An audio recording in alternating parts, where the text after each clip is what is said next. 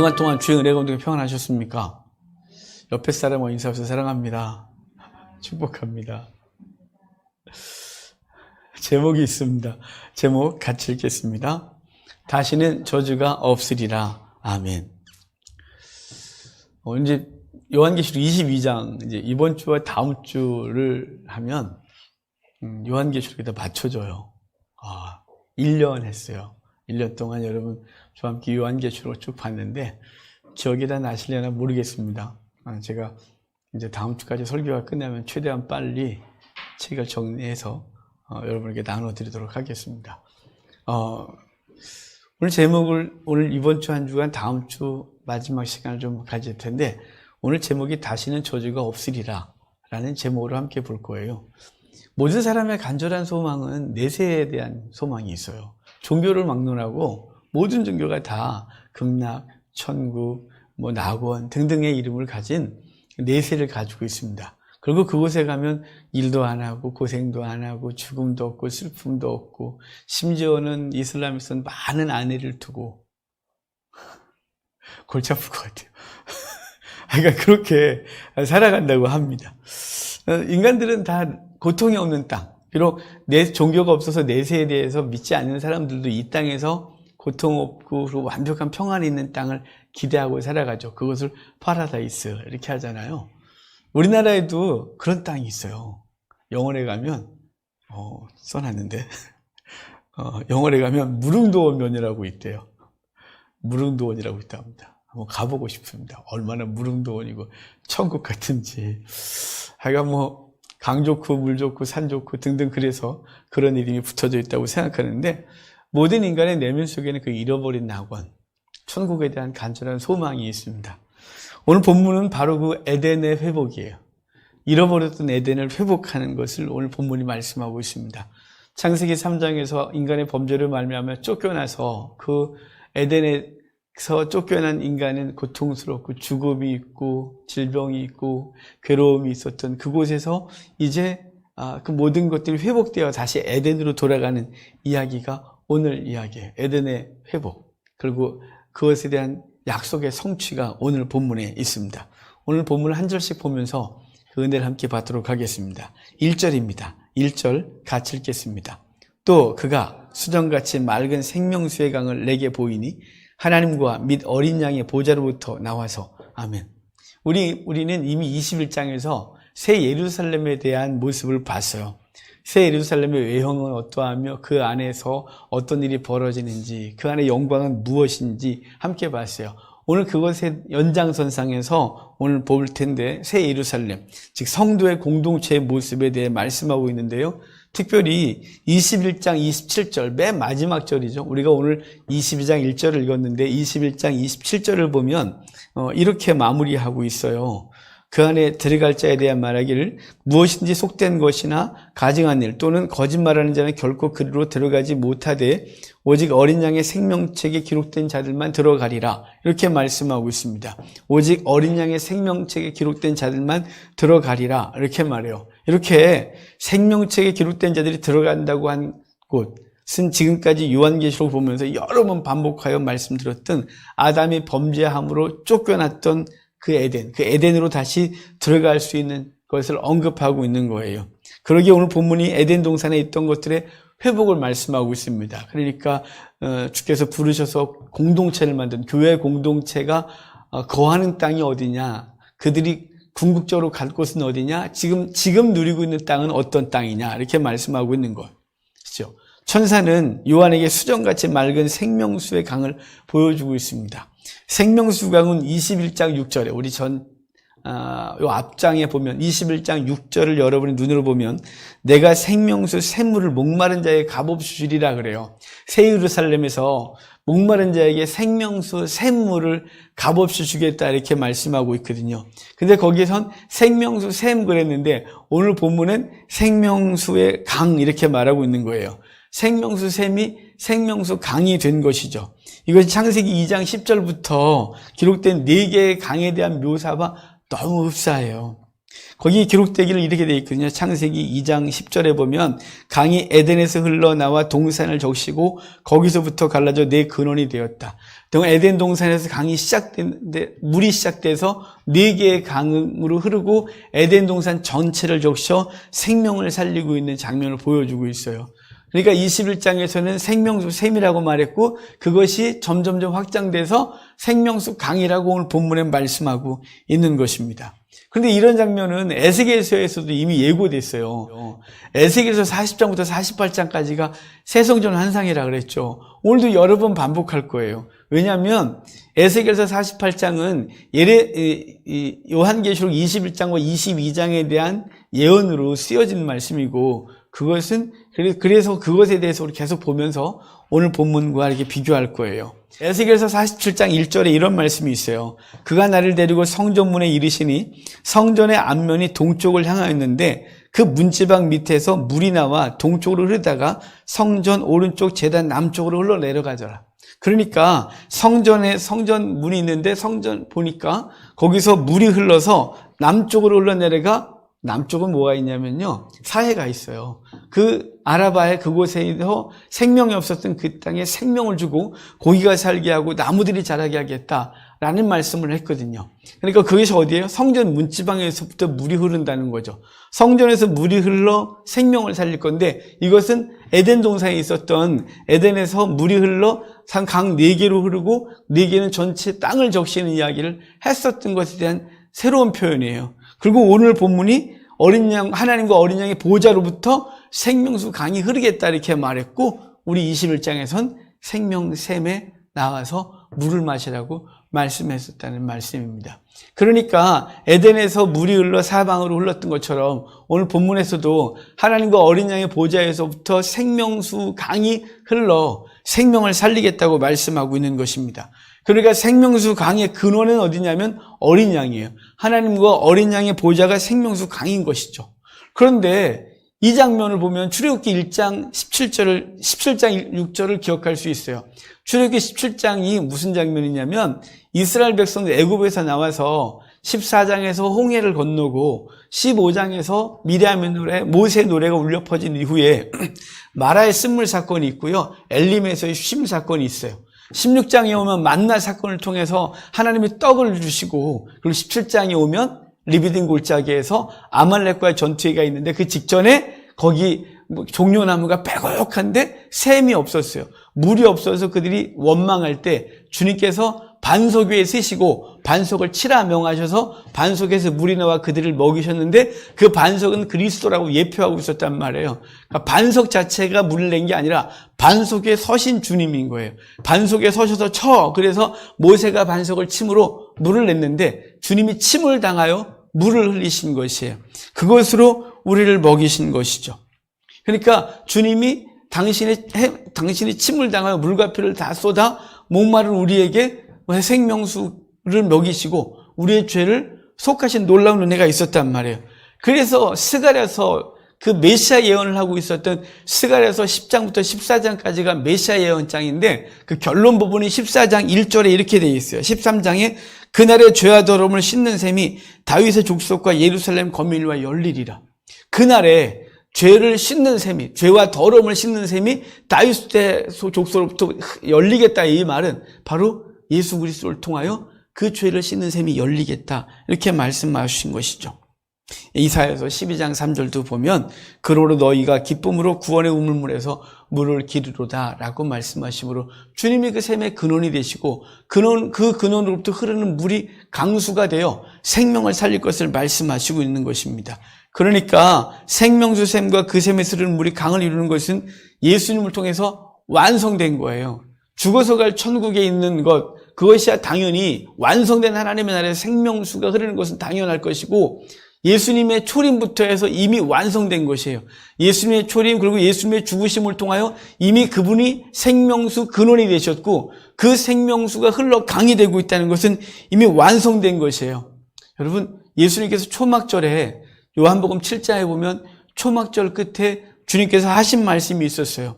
초막절의 행사가 어떤 행사가 있냐면 초막절 축제가 7일 동안 벌어지는데 7일 동안 매일 아침에 제사장이 세 그룹은 나눠서 한 그룹은 제물을 잡으러 가고 한 그룹은 기드론 골짜기에 버드나무 가지를 꺾으러 가고 한 그룹은 실로암에 가서 물을 뜨러 가요. 근데 실로암에 가는 그 제사장은 황금 그릇을 가지고 가는데 뒤에 백성들이 따라가고 물을 길어 와서 그 재단 앞에 꽂아놓은 버드나무 가지에다가 물을 부으면서 호산나 호산나 외치는 거예요. 이제 초막절이 끝나면 우기가 시작될 거거든요. 초막절 때 되면 물이 하나도 없어요. 모든 웅덩이물을 다 비웠거든요. 이제 새물 받겠다고 물탱크 다 청소했고 땅은 바싹 말라있고 초목은 이미 뿌예요. 그런데 초막절이 끝나면 이른 비가 내려야 이제 땅을 갈고 파종을 하게 되거든요. 그래서 이스라엘 백성은 7일 동안 내내 비를 달라고, 내내 물을 달라고 계속해서 기도하는 마음으로 축제를 벌이는 거예요. 축제가 끝나고 마지막 8일째 주님께서 성전에 서셔서 이렇게 말씀하셨죠. 명절 끝날 곧 큰 날에 예수께서 서서 외쳐 이르시되 누구든지 목마르건 내게로 와서 마셔라. 그러면 나를 믿는 자는 그 배에서 생수의 강이 흘러 넘치리라 이렇게 말한 거예요. 누구든지 목마르건 내게로 와서 마시라. 그러면 그 배에서 생수의 강이 흘러 넘치리라 이렇게 말해서 당신에게 와서 마시면 당신에게서 마신 사람들은 뭐라고요? 생수의 강이 그 배에서 흘러 넘치겠다고 말하는 거예요. 당신이 생명수 샘이고 그걸 마신 자는 생명의 강이 되어 주변에 흘리겠다고 말씀하고 있는 거예요. 그리고 요한복음 4장에 보면 사마리아 여인을 만나서 내가 주는 물을 마시면 영원히 목마르지 아니하리라 그랬어요. 너희가 이 물을 마시면 목이 말라서 또 와서 마셔야 되고 또 마셔야 되지만 너희가 세상 거 먹으면 그거 목마르고 재물을 계속해서 마시면 재물이 있을 땐 배부르다가 재물 사라지면 또 목마르고 아무리 채워도 아무리 많이 쌓아도 해결되지 않는 해가람이 내가 주는 물을 마시면 영원히 목마르지 아니하리라 라고 말씀하셨는데 아까 요한복음 7장 그 말씀하시고 너희 배에서 생수가 흘러 넘치리라고 말씀하시면서 그 뒤에 붙은 해석이 뭐냐면 이 물은 성령이다 이렇게 말씀했어요. 그러니까 주님께서는 생수의 근원 되시고 그 물을 마신 자마다 생수를 흘릴 것인데 생수의 강이 되어 흘릴 것인데 그 생수가 뭐냐? 본문에서 요한복음 7장에선 성령이라고 말씀하신 거예요. 우리 안에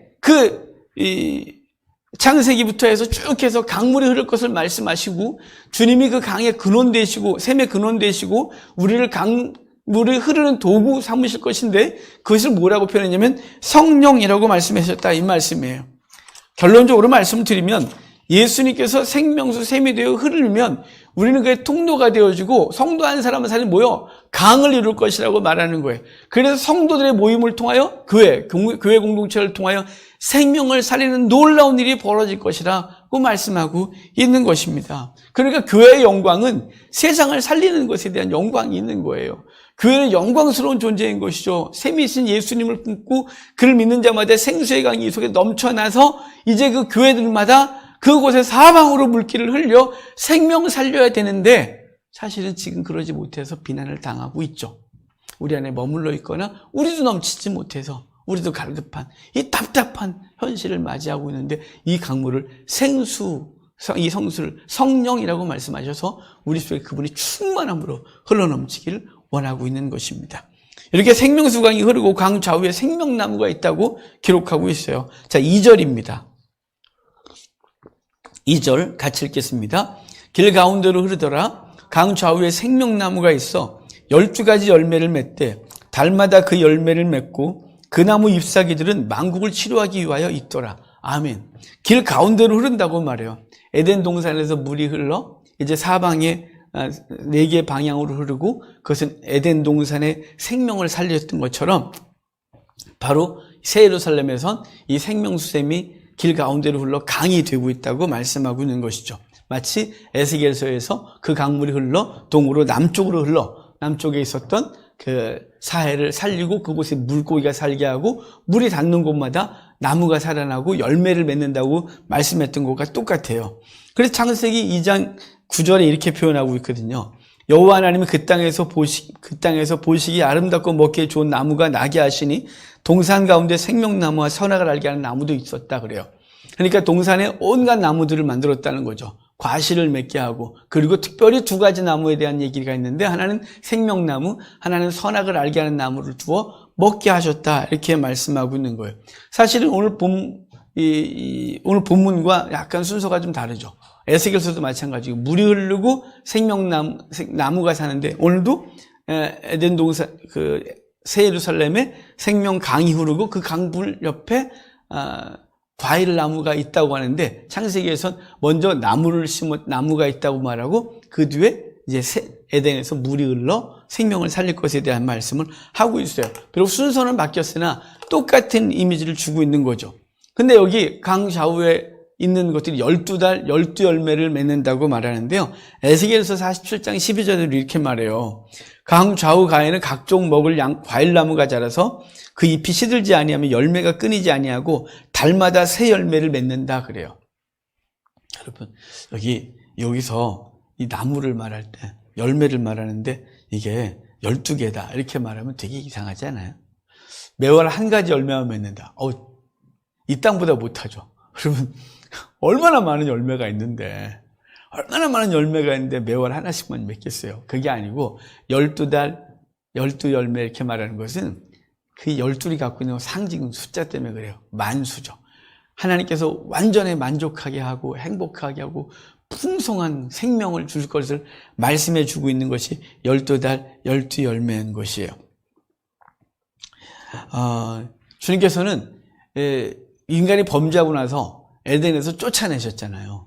그 에덴 동산에 쫓아내실 때 3장 22절이래요. 여호와 하나님이 이르시되 보라 이 사람이 선악을 아는 일에 우리 중 하나같이 되었으니 그가 그의 손을 들어 생명나무 열매를 따먹고 영생을 까노라. 그러니까 선악을 알게 하는 열매를 따먹었으니 하나님 앞에 죄를 졌는데 그 죄 지은 인간이 생명나무 열매까지 따먹으면 저거 어떡하냐, 저거 영원히 살면 안 돼. 그래서 내쫓았다는 것이에요. 그래서 이제 내쫓았기 때문에 더 이상 생명나무 열매를 먹을 수 없게 된 거죠. 그래서 인간에게는 영생에 대한 갈급한 간절함이 있는 거예요. 불로 쫓아다니고 무엇을 먹으면 영원히 죽지 않을까, 영원히 늙지 않을까, 이런 고민이 있는 거죠. 왜냐하면 이 본성 속에 잃어버렸던 그 나무 열매를 먹고 싶은 본성이 남아있기 때문에 그래요. 그런데 이제 오늘 본문이 바로 그 생명나무로 나아가는 거예요. 생명나무에 나가서 그 열매를 먹겠다고 말하는 거죠. 우리 2장과 3장에 7교회를 얘기하면서 이겨라 하고 이기는 자에게 이런 복을 주겠다고 약속했잖아요. 그 첫 번째 교회가 에베소 교회였어요. 그 에베소 교회에게 이기라고 말씀하시면서 주는 약속이 뭐였냐면 하나님의 낙원에 있는 생명나무 열매를 주어 먹게 하리라 그랬어요. 하나님의 낙원에 있는 생명나무 열매를 먹게 하리라라고 한 것의 성취가 오늘 본문인 것이. 그래서 에덴으로 들어가 이제 잃어버렸던 그 나무, 그리고 그것에 열매를 맺는 거죠. 생명숨, 생명샘, 생명의 강, 생명나무 등등을 말해서 그 에덴 동산에서 생명을 살리고 있었던 것을 다시 회복하여 영원히 그 생명을 마시고 그 생명과일을 먹어 영원히 살게 되는 것을 말씀하고 있는 것입니다. 그러니까 저와 여러분은 이미 그리스도 안에서 영생을 얻고 이미 그것을 먹고 있는 거예요. 세상을 알지 못하는 그 기쁨과 즐거움이 우리 속에 있는 것이죠. 이어지는 말씀에 그 나무의 잎사귀는 만국을 치료하기 위해 있다 이렇게 말씀합니다. 이것은 생명나무가 의미하는 바에 확장된 표현이에요. 생명나무 잎사귀가 죽었던 만국 백성을 치료하는 치료약이 되겠다고 말씀하고 있는데 에스겔서 47장 12절 아까도 잠깐 읽어드렸었는데 읽다 말았거든요. 그 후반에 이렇게 되어 있어요. 그 열매를 먹을 만하고 그 잎사귀는 약 재료가 되리라. 그러니까 잎사귀는 약 재료가 되겠다고 에스겔서 47장에 말씀하고 있었거든요. 근데 오늘 본문에도 그 잎사귀는 만국을 치료하는 약이 될 거래요. 만국을 치료할 거래요. 만국을 치료한다 이 말은 교회 내에 들어와 있는 사람들이 어떤 혈통에 근거한 것이 아니고 민족에 근거한 것이 아니라 모든 민족이 주께 돌아와 생명이 살아날 걸 말씀하시는데 그게 뭐예요? 생명수, 생명열매가 그렇게 된다는데 예수 그리스도가 그 생명들을 살려내고 교회 공동체 안에 그 만국의 사람들이 모여들 것에 대한 말씀을 이미 말씀하고 있는 것이죠. 그 잎사귀가 치료하는 대상이 만국 백성인 것입니다. 이렇게 생명수의 강과 생명나무 그리고 만국을 치료하는 잎사귀로 인한 놀라운 결과를 말씀해 줬는데 3절 좀 볼까요? 3절 같이 읽겠습니다. 다시 저주가 없으며 그 가운데 있으리니 그의 종들이 그를 섬기며 아멘. 다시 저주가 없겠다 이렇게 말해요. 에덴 동산에 거하는 사람 그 존재 애들에게 다시는 저주가 없겠다 그러는데 다시는이라는 말을 표현한 건 언젠가 저주가 있었다는 거죠. 그 전에 저주를 받았었고, 그리고 다시는 없겠다는 말은 전에 뭔가 있었던 거죠. 만약에 전에 없었으면 저주가 없다라고 말할 걸, 다시는 저주가 없다고 말한 것은 에덴에서 쫓겨난 저주예요. 아담이 범죄한 후에 주님께서 아담에게 이렇게 말씀하셨거든요. 아담에게 이르시되 내가 내 아내의 말을 듣고 내가 내게 먹지 말라 나무의 열매를 먹었은즉 땅은 너로 말미암아 저주를 받고 너는 내 평생에 수고하여 그 소산을 먹으리라 이렇게 말해요. 아담이 범죄함으로 아담에게 다스리라고 했던 이 모든 피조계가 저주를 받아요. 그래서 여자는 해산하는 고통을 겪고 남자는 수고하는 고통을 겪어요. 맨 처음에 그 노동은 복이었는데 그 노동이 저주가 된 것이죠. 그리고 땅은 엉겅퀴를 내고 뱀은 배로 기어다니고 흙을 먹는 저주를 받아요. 그래서 아담의 범죄로 말미암아 모든 피조 세계가 저주 가운데 있었다는 것이죠. 이렇게 그 저주가 있는데 있었던 것을 예수 그리스도가 건져내요. 당신의 공동체를 불러 모았어요. 에클레시아가 교회잖아요. 바깥으로 불러 모은 존재들. 그래서 하나님과 함께 살게 한 존재들, 그런 존재는 뭐가 없다고요? 다시는 저주가 없다 이렇게 말씀하신 거죠. 하나님의 사랑과 예수 그리스도의 은혜와 성령의 내주하셔서 인쳐주심의 그 은혜로 이 저주는 다시 우리 가운데 있지 않은 것이에요. 그래서 갈라디아서 3장 13절에 이렇게 말해요. 그리스도께서 우리를 위하여 저주를 받은 바 되사 율법의 저주에서 우리를 속량하셨으니 기록된 바 나무에 달린 자마다 저주 아래 있는 자라 하였다. 예수 그리스도가 나무에 달려 저주를 받으시고 그 저주를 우리가 받았던 것을 주님 대신 짊어지시고 우리는 더 이상 저주가 없게 된 것, 바로 십자가상에서 이미 성취가 된 것이에요. 이미 성취가 돼서 완성됐단 말이에요.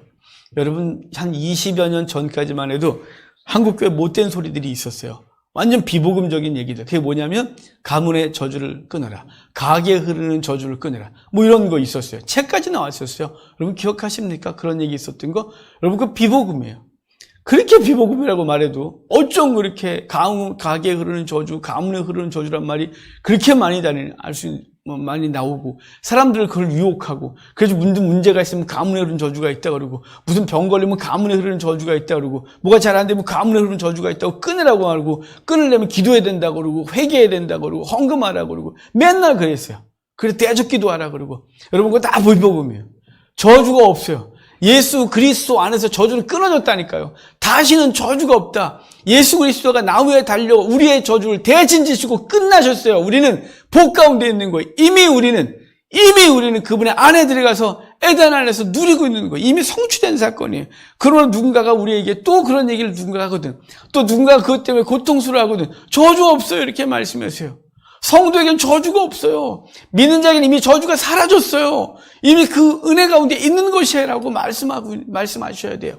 그렇지 않으면 자꾸 사람들을 미혹하고 무엇인가를 해야 될 것처럼 가르치고 헌금하게 하고, 그리고 기도하고 금식하라 그러고 회개하라 그러고, 그래야 그거 해결된다고 말하는 모든 비복음은 교회에서 사라져야 하는 것이, 이미 그리스도가 다 해결하셨는데 쓸데없이 그런 책이 아직도 돌아다니고 사람들한테 회자되고 있다는 건 슬픈 거죠. 비복음이에요. 복음이 없는 거예요. 주님께서 보좌 가운데 거하시는 거예요. 하나님과 어린 양의 보좌가 그 가운데 있다 그렇게 말하잖아요. 4장에서 하나님의 보좌를 묘사했었어요. 하나님의 보좌를 4장에서 묘사할 때 그랬죠. 요한에게 올라오라, 내가 너희가 받을 영광 보여줄게 그러면서 보좌가 중앙에 있고 주변에 24장로와 그룹들이 거룩하다 거룩하다 거룩하다는 찬송의 모습을 봤단 말이에요. 그러니까 교회 공동체 안에 뭐가 있어요? 보좌가 있어요. 우리 안에 누가 있어요? 주님이 계세요. 이 보좌의 가장 작은 처소가 어디냐면 여러분의 심령이에요. 우리의 심령이에요. 그분이 우리 가운데 있어요. 우리를 뭐라 그랬대요? 고린도전서에서 성전이라고 그랬잖아요. 가장 작은 건 성도 한 사람 한 사람이 성전이고, 성도의 공동체를 성전이라고 하는데, 그 성전이라는 단어를 나오스라는 히브리어가 쓰여졌다 그랬죠. 이게 뭐냐면 지성소예요. 지성소. 우리가 지성소라는 거예요. 왜냐하면 우리 안에 법계신 하나님이신 그분이 좌정하에 계신 거죠. 그래서 더 이상 우리 가운데 저주가 있을 수가 없는 거예요. 우리의 공동체 안에 주님이 거하시는 거예요. 얼마나 영광스러운 거예요. 여기에 유명한 연예인 한 명 와도 대단하다고 말할 거예요. 유명한 정치인이 여기 와도 난리가 날 거예요. 대통령이 여기가 있어도 난리가 나겠죠. 그런데 그것과 비교할 수 없는 하나님의 보좌가 우리 가운데 있고 그분이 우리 안에 있는 거예요. 이 교회 공동체는 영광스럽다 이 말입니다. 주님께서 그 공동체 안에 거하시기에 주님의 종들은 그분을 영원히 섬기도록 한 것이에요. 여기 섬긴다라는 표현이 라투리오라는 헬라어인데요. 이게 봉사한다는 의미와 함께 똑같은 무게로 하나의 뜻이 또 있어요. 그것은 뭐로? 예배한다는 뜻이에요. 단순히 하나님을 섬긴다 그러니까 하나님 앞에 물 떠다 드리고 발 씻어 드리고 뭐랄까요, 종처럼 이게 아니라 여기 하나님을 섬긴다라는 표현이 봉사하다는 표현과 함께, 뜻과 함께 하나님을 예배한다 이렇게 표현하는 거예요. 그래서 요한계시록 4장에서 보좌 주변에 있는 그룹과 장로들이 모였어요. 거룩하다, 거룩하다, 거룩하다 찬송했잖아요. 예배하는 것이에요. 그것이 라투리오라고 하는 섬기다라는 단어의 뜻인 것이에요. 여러분, 하나님을 섬기는 가장 기본적인 것이 뭐냐면 예배인 거예요. 비록 우리가 1년이 넘도록 함께 모여 예배하지 못하지만 우리 그래도 가정에서 예배하고 있잖아요. 가정에서 예배하는데 그 가장 하나님을 섬기는 가장 기본적인 모습이 예배인 거예요. 주님께서 이렇게 말씀하셨어요. 나를 존중히 여기는 자를 나도 존중히 여기리라. 주님을 존중히 여기고 주님을 섬기는 것의 가장 기본은 예배예요. 여기서 못 모여 예배하면 가정에서도 예배를 잘 드려야 돼요. 그래서 깨어있는 사람들은 가족들이 예배하도록 막 애쓰잖아요. 왜냐하면 하나님을 기쁘게 하고 하나님을 존중하고 하나님을 섬기는 것이 가장 기본이니까. 그 기본이 안 되는데 살면서 하나님을 예배하고 하나님을 섬긴다? 그건 거짓말인 거죠. 시간을 구별할 줄 모르고 삶을 구별할 줄 모르고 재물을 구별할 줄 모르면서 하나님의 영광을 입에 담는 것은 그것 위선인 것이에요. 하나님, 비록 우리가 함께 모여 예배하지 못하지만 우리의 처소에서 예배를 집중하시길 바라요. 여러분에게 나눠드린 주님과 동행 30걸음은 가정예배소를 만든 거예요. 설교하기 부담스럽고 그래서 저거 작년 1년 동안 내내 계속 해보고 수정하고 그래서 이 코로나 때 가정예배라도 회복해야 되겠다 싶어서 만든 거예요. 그래서 하루에 10분이면 충분히 할 수 있는 거예요. 나눔을 하면 10분, 20분 되겠죠?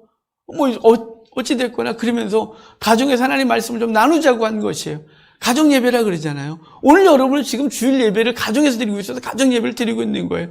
주님을 섬기고 있는 거죠. 주의 종들이 하나님을 영원히 섬기고 있는데 그 가장 기본이 형식을 갖춘 예배이고 그 예배는 삶의 예배를 가능하게 하는 거예요. 그래서 로마서 12장에 너희는 영적 예배를 드려라 그래서 삶에 대한 얘기를 하고 그것으로 하나님 앞에 드리는 것이 진정으로 하나님을 섬기는 것이란 말이에요.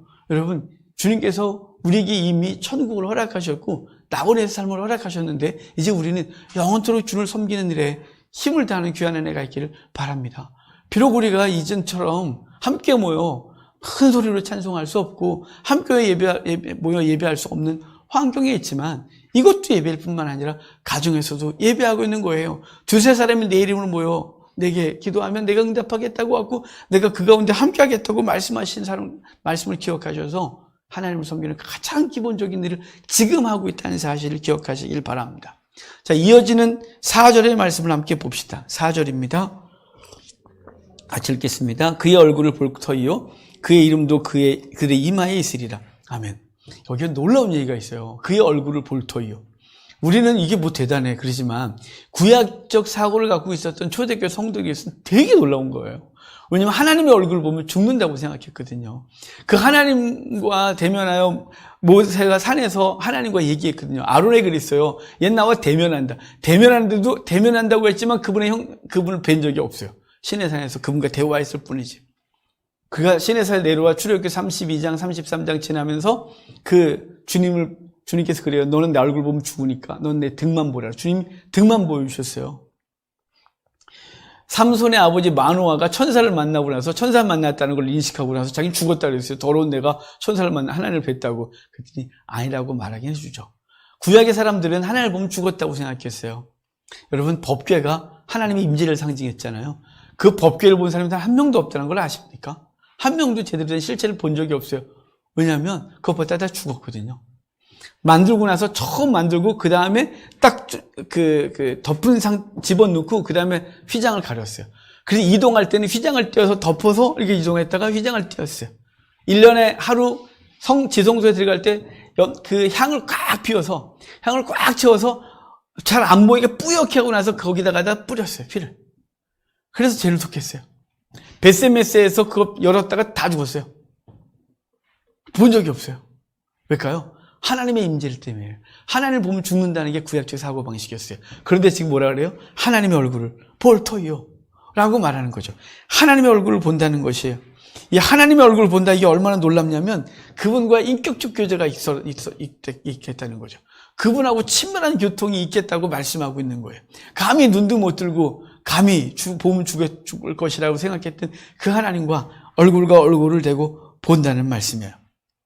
주님께서 빌립이 이렇게 질문했어요. 예수님이 최후의 만찬 때 제자들과 이제 난 아버지 집으로 갈 거다. 아버지 집엔 거할 것이 많다. 내가 처소를 예비하고 다시 오겠다. 막 등등 그런 얘기를 하니까 빌립이 아버지의 얼굴을 우리에게 보여주십시오. 아버지도 보여주십시오. 이렇게 말해요. 그러니까 주님께서 이렇게 말씀하셨습니다. 빌립아, 내가 이렇게 오래 너희와 함께 있으되 내가 나를 알지 못하느냐? 나를 본 자는 아버지를 보았거늘 어찌하여 아버지를 보이라 하느냐? 나를 본 자는 아버지를 봤다. 요한복음 14장 20절에 이렇게 말해요. 그날에는 내가 아버지 안에, 너희가 내 안에, 내가 너희 안에 있는 것을 너희가 알리라. 그래서 이미 우리 안에 주님이 함께 있고 그분을 뵙고 있는 거죠. 영적으로 그분을 뵙고 있는 것이에요. 하나님의 에덴을 만드시고 아담과 에덴에서 함께 교통하셨어요. 사랑을 나누셨죠. 근데 아담이 범죄하고 나서 주님께서 아담을 부르시잖아요. 아담아, 아담아. 그러니까 아담이 나무 뒤에 숨어 있어요. 그래서 왜 숨어 있냐? 그러니까 두려워서 감히 낯을 들 수 없는 상태를 말하는 거죠. 죄 때문에 하나님과 관계가 깨어졌고 감히 그분의 얼굴을 볼 수가 없는 상태가 됐었단 말이에요. 그런데 예수님의 초림과 그 십자가의 죽으심으로 말미암아 관계가 회복돼서 화목하게 됐어요. 하나님과 우리가 화목하게 되고 우리와 우리 사이에 화목이 이루어진 것이죠. 요한복음 1장 18절에 이렇게 말해요. 본래 하나님을 본 사람이 없을 때 아버지 품속에는 독생하신 하나님이 나타내셨느니라. 바로 예수 그리스도가 나타나서 그분과 함께함으로 하나님을 보고 있는 거죠. 그분의 영이 우리 속에 있음을 아니 보고 있는 것 자체가 아니라 그분과 함께 동행하고 있는 것이죠. 또한 하나님의 이름도 그의 종들의 성도의 이마에 있겠다. 이건 너무 많이 봤죠. 그런데 왜 맨 마지막에 다시 한번 이 말씀을 거론하느냐 이 말이에요. 이것은 너무 중요하기 때문에 그래요. 이들이 성도는 이 땅에 사는 동안 선택을 요구받아요. 하나는 짐승의 표를 받을 것이냐, 어린 양의 이름의 표를 받을 것이냐. 짐승의 표를 받으면 거래할 수 있고 부자가 될 수 있고 세상에 성공할 수 있다는 유혹이 있는데 어린 양의 표를 받으면 구원을 얻으나 고난과 함께, 박해와 함께 구원을 함께 받을 것에 대한 이야기를 하고 있는 것이죠. 그래서 이 땅에서 선택을 요구받았어요. 근데 성도들은 짐승의 표를 받지 아니하고 어린 양의 표를 이마에 받음으로 때로는 궁핍해지고 때로는 박해받고 심지어는 죽기까지 했었단 말이에요. 그 죽기까지 믿음을 지킨 그들을 말씀하시길 그들의 이마에 인이 쳐져 있다고 말씀하고 있는 거예요. 7장과 14절에 어린 양의 이름이 그들의 이마에 인쳐졌다 그러는데 그것은 그분의 소유에 대한 말을 하는 거죠. 이마에 있다 이 말은 그들의 생각과 가치관과 그들의 모든 것이 주님께 고정되어 있음을 말씀하고 있는 거예요. 짐승의 표는요. 13장의 짐승의 표는 이마와 오른손에 맞았대요. 그것은 그 짐승의 생각을 품고 짐승이 원하는 일을 행하고 있는 것을 말씀하고 있는 것입니다. 여러분의 이마에, 저의 이마에 바로 하나님의 이름이, 어린 양의 이름이 새겨져 있음을 기억하시길 바라고 이제 그분이 원하시는 생각, 그분이 원하는 삶을 사는데 힘을 다한 우리가 됩시다. 버가모 교회를 향하여 약속했었거든요. 7교회를 향하여 약속할 때 버가모 교회를 향한 하나님의 이름을 주리라 라고 말씀하셔서 바로 이긴 저와 여러분들에게 우리가 이긴 것이 아니라 그리스도를 통해 이긴 바 된 우리에게 하나님의 이름이 주어졌다는 사실을 기억하시길 바라고 그 제사장의 이마에 여호와께 성결이라는 이마에 표가 있었는데 바로 이마에 주의 이름이 있는 존재들은 바로 거룩한 성도의 삶, 성결의 삶이 따라야 됨을 기억하고 매일매일 성도의 거룩함이 있기를 바랍니다. 마지막으로 5절을 함께 읽고 이제 마지막 묵상을 좀 말씀 나누겠습니다. 22장 5절입니다. 같이 읽겠습니다. 다시 밤이 없겠고 등불과 햇빛이 쓸데없으니 이는 주 하나님이 그들에게 빛이심이라. 그들이 세세토록 왕노릇하리로다. 아멘. 밤이 없겠고 빛이 필요 없다고 하며 그 이유로 하나님이 직접 비추시기 때문이라고 말씀해 줍니다. 여러분 이스라엘이 아까 초막절 얘기 잠깐 했는데 초막절이 상징하는 절기가 추수예요. 그래서 최종적인 추수에 대한 이미지를 갖고 있는데 그래서 아까 물에 대한 이미지도 있었고 초막절이 되면 또 재미있는 사건이 하나 있어요. 그것은 뭐냐면 성전이 이렇게 있는데 제사장의 뜰, 유대인 남자의 뜰, 유대인 여자들의 뜰, 이방인의 뜰 이렇게 있거든요. 근데 유대인 여자들의 뜰 맨 끝에 그 양쪽 끝에다가 기둥을 높이 세우고 황금 그릇을 위에다 올리고 그리고 제사장들이 1년 동안 입던 세마포가 이렇게 빨아도 얼룩이 지워지지 않게 되면 버리진 않고 모아둬요. 모아둔 걸 그때 되면 쫙쫙 찢어서 두꺼운 심지를 만들어요. 아주 두껍게. 엄청나게 두껍게 만든 심지를 그 위에다 올리고 올리브유를 잔뜩 부어서 이 불을 밝혀요. 그러면 이 두 개의 기둥에서 밝히는 불빛은 예루살렘 주변을 환하게 밝혀요. 일주일 내내, 7일 동안 내내 밝히게 돼요. 축제까지 8일 동안 밝혀요. 그리고 8일이 딱 끝나면 불을 딱 꺼요. 그러니까 이 초막절 기간 동안에는 밤이 없는 거예요. 뭐 절기적 밤이야 있겠죠. 이렇게 시간적 밤이야 있겠지만 그 밝기로 하면 낮이나 밤이나 환하게 예루살렘 주변이 밝혀진 거예요. 그리고 불이 딱 꺼지면 그 다음부터는 다시 암흑이 오는 거죠. 그 암흑이 왔을 때 주님께서 이렇게 말씀하셨어요. 나는 세상의 빛이다. 7장이 바로 그런 사건이었었거든요. 초막절이. 요한복음 8장에 가면 현장에서 가늠하다 붙들려온 여인에게 나는 세상의 빛이다 라고 말씀하셔서 다시는 죄를 짓지 말라고 말씀하셨고 그 다음 9장에 오면 날 때부터 소경된 자를 고치고 그러고 나서 주님께서 나는 세상의 빛이다 이렇게 말씀하신 거예요. 그러니까 주님이 빛이시라서 해도 달도 필요 없고 밤도 없다 이렇게 말하는 거예요. 이것은 영적인 의미가 있는 것이죠. 이미 여러분 우리 속에 그의 빛이 우리 속에 있는 거예요. 예수님이 오셨던 요한복음에 보면 요한이 다 쓰고 있는데 요한복음 1장에 보면 예수님께서 이 땅에 오신 사건을 기록하잖아요. 거기에 그래요. 그 안에 생명이 있으니 이 생명은 사람들의 빛이라. 예수님 안에 생명이 있으니 이 생명은 사람들의 빛이다 이렇게 말씀했고요. 요한이 쓴 요한 1서에 보면 요한 1서 2장 8절 보면 참빛이 벌써 비추었고 성도는 그 빛 가운데 거하는 자 이렇게 말하는 거예요. 참빛이 벌써 비쳤다. 벌써 비쳤다는 게 뭘까요? 그분이 이미 우리 속에 와 계시다. 그분이 우리에게 빛으로 비추고 계셔서 다시는 어둠에 다니지 아니한다. 그러니까 어둠에 있으면서 빛에 있다는 거 거짓말하는 거다. 빛에 있는 자는 어둠의 일을 행하지 않는다고 말씀하셔서 그분이 우리에게 다시는 어둠이 없도록 하신 것이 그분이 비추시기 때문인 거죠. 그래서 이전에 행하던 어둠의 행위들이 하나씩 물러가는 거예요. 내 의지로 끊어지지 않던 죄악들이 끊어지기 시작하는 거예요. 어둠에서 살던 것들이 그때부터 불편해지는 거예요. 예수님 믿기 전에는 그것이 어둠에서 살던 것이 별로 불편하지 않고 괜찮았었는데 예수님이 내 안에 오셔서 강력한 빛을 비추기 시작하시면 그때부터 그 어둠의 삶이 너무 불편해지기 시작하는 거죠. 내 의지로 안 되면 그분께 부탁하면 그분이 서슬 끊어주시는 역사가 일어나서 시간이 지나고 나면 성도가 성화되었는 모습을 보면 너무 아름답고 놀랍다는 말이에요. 여러분 사람들이 이렇게 말해요. 나이가 먹으면 그 얼굴에 책임을 져야 된다고. 여러분 성도는 신앙의 연륜과 함께 그 영적인 얼굴에 책임을 져야 돼요. 그래서 제가 제일 존경하는 분들이 누구냐면 은퇴하신 장로님들의 얼굴이에요. 근데 장로만 타이틀을 받고 엉망으로 산 사람 말고요. 정말 신앙생활 열심히 하면서 정말 하나님 앞에서 자신을 쳐서 복종시키고 그러고서 은퇴하시고 연세가 드셨는데 그 얼굴에서 은혜가 이렇게 흐르는 분들이 있어요. 그럼 그분 앞에 서면 그냥 낮아져요. 내가 저 나이 때, 저 나이가 됐을, 저 연세가 됐을 때 나는 어떤 표정을 짓고 있을까? 난 정말 내 속에서 그리스도가 흘러나올까? 내 얼굴 표정에서 하나님의 영광이 드러나고 있을까? 아니면 세상에 쩌들고 못된 것이 있어서 힘들이 덕지덕지 붙어있는 노인네가 되어 있을까? 이런 생각을 해보면 정말 제 미래에 대한 고민이 되죠. 여러분 우리 빛 가운데 있다고 이미 말하는 거예요. 그래서 더 이상 어둠이 우리 속에 없고 어둠이 없다고 분명히 말씀하고 있는 것이죠. 이것은 이 시각적인 표현으로 말씀하신 것이에요. 하나님의 빛을 비추어 주시기를 구약에서는 계속해서 간절히 바랐고 그것에 대한 성취가 오늘 본문 말씀인 것입니다. 그러면서 오늘 마지막으로 한 말씀은 그들이 세세토록 왕노릇하리로다 이렇게 말해요. 그들은 누구예요? 우리요. 천국에서 왕노릇한다고요? 천국에서 대체 누굴 데리고 왕노릇할 거예요? 이 땅에서 왕노릇한다고 요한계시록에서 분명히 말씀하셨잖아요.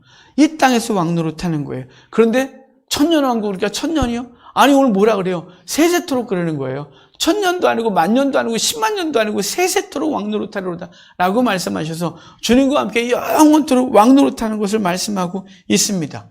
만국을 다스리는 권세를 주시겠다고 말씀하셨었어요.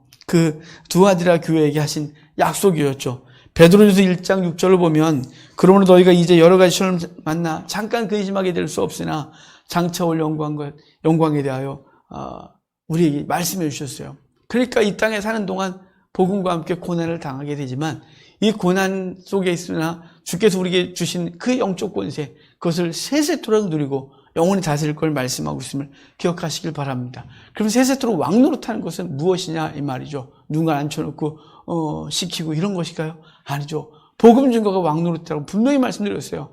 복음 증거를 통해서 영혼들을 살려내고 복음 증거를 통해서 대적들을 심판하시는 그 통치가 이루어지고 있는 것이라고.